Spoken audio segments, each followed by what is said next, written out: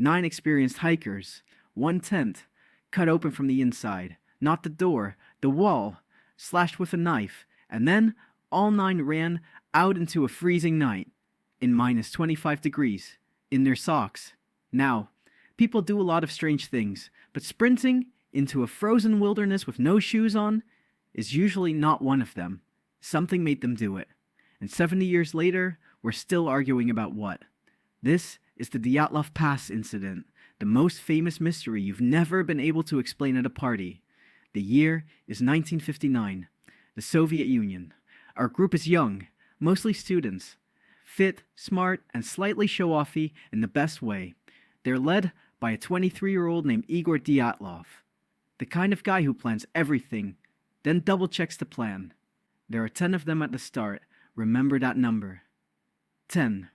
Because one of them, a young man named Yuri, gets sick early on. Knee pain. He turns back. He's devastated.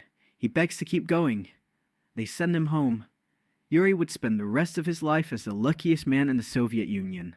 The one who got a sore knee at exactly the right moment. The other 9 ski on, toward a mountain. And not just any mountain. The local people, the Mansi, had a name for this place. Kholat Shakhl, which translates charmingly to Dead Mountain. Now, if you're on a camping trip and you arrive at a place literally called Dead Mountain, that's usually your cue to camp somewhere else.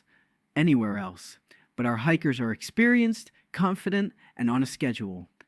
On the night of February 1st, they pitched their tent on the open slope, exposed, windy, cold. An odd choice. There was shelter in the forest below, but they set up high on the mountain instead. They have dinner. They get undressed for bed. And at some point that night, something goes very wrong. They were supposed to send a telegram when they reached the far village. The telegram never comes. At first, nobody panics. These delays happen, but days pass. Then a week, families start making noise, and a search party heads out. Weeks later, they find the tent, still standing, half collapsed under snow. And here's the detail that launched 1,000 theories. The tent was cut open from the inside. The hikers' shoes, their coats, their supplies, all still inside. Whatever happened, they didn't pack. They didn't dress. They cut through the canvas and ran into the dark. Footprints led away down the slope, made by feet and socks. Some bare, 9 sets of tracks. Walking, not running. Oddly calm, heading toward the tree line, a mile away. Under a big cedar tree, they found the first 2, next to the remains of a small fire. The fire was a good idea. The problem is what it wasn't. Enough. In that cold, a tiny fire under a tree is a losing battle. Branches on the cedar were snapped high up. Someone had climbed it. Maybe to look back at the tent. Maybe for firewood. Maybe to see if something was coming. These 2 had died of hypothermia. And here's a strange and genuinely sad but well-known detail. People freezing to death sometimes feel a sudden rush of heat and start removing their clothes. It's called paradoxical undressing. It's real. So some of what looked bizarre at the scene has a plain medical explanation. 3 more bodies were found between the tree and the tent, including Dyatlov himself. They died trying to crawl back toward the camp. That's 5. 5 accounted for, which left 4 still missing. And the 4 missing ones are where this story gets truly weird. It took until spring to find them, buried under several meters of snow in a ravine. And their injuries made no sense. 2 had fractured skulls. 1 had a chest crushed so badly the ribs were broken inward. The force involved was compared to a high-speed car crash. But here's the part that haunted everyone. There were almost no external wounds, no cuts, no matching bruises. The damage was all on the inside. What kind of force breaks a person's ribs like a car accident but doesn't leave a scratch on the skin? There were other grim findings in the reports, which I'll leave in the reports out of respect for the people involved. Some of the clothing, when tested, carried faint traces of radiation. So, let's tally the mystery. A tent cut from inside, 9 people fleeing barefoot, a campfire, a climbed tree, internal injuries with no external cause, and a dash of radiation for flavor. The Soviet investigators took one look at all this, and did what any government would do. They panicked. Over the years, The theories piled up, and they got wild. Theory 1, an avalanche. Boring. We'll come back to it. Theory 2, the local Manti people attacked them. This was investigated and quickly dropped. No evidence, and honestly, it looks like it was mostly. The locals were nearby. Blame them. Which is not great detective work. Theory 3, a secret military weapons test. Parachute mines. Strange lights other hikers reported that winter. This one at least explains the radiation. It's the favorite of everyone who owns a tinfoil hat. And a spare. Theory 4, infrasound. The idea that wind over the mountain made a low hum that induces panic and dread. Which sounds fake, but is a real phenomenon. Sort of.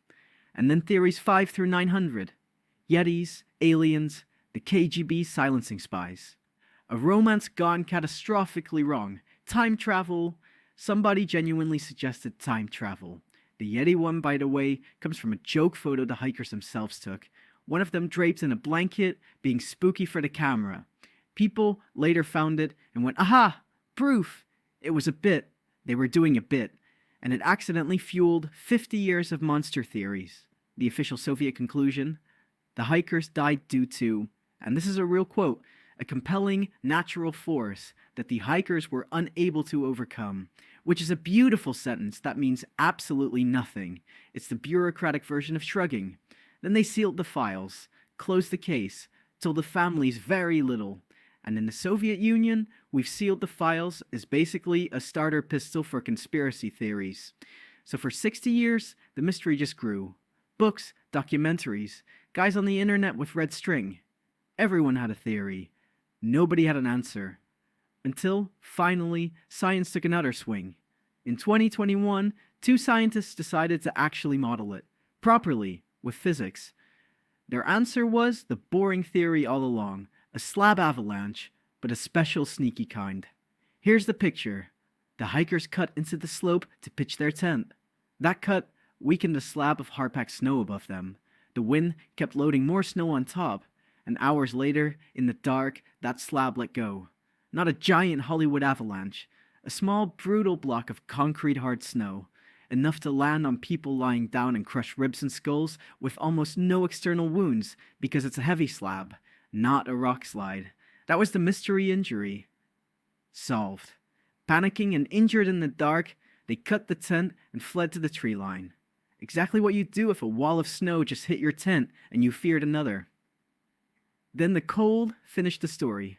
And the best part? The absolute best part? To prove the snow would behave this way, the scientists needed a really good snow animation model, so they borrowed one from Disney. Specifically, the snow simulation code built for the movie Frozen. That's right. The Dyatlov Pass mystery, the one with the aliens and the Yetis and the KGB, was helped to rest partly by the same math that made a cartoon Princess Snow look pretty. Let it go indeed.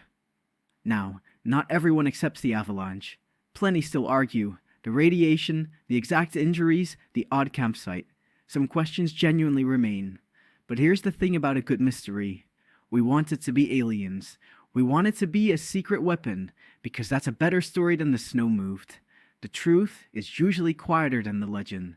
9 talented young people made one small choice, where to pitch a tent, and a mountain called Dead Mountain lived up to its name. They deserved better than to become a meme. But they also became the most enduring mystery of their century, and maybe that's its own kind of monument. If you like a mystery that keeps you up too late, you're in the right place. Next time, a lighthouse, 3 keepers, and a locked door. And not a single one of them was ever seen again. Hit subscribe. I'll keep the light on.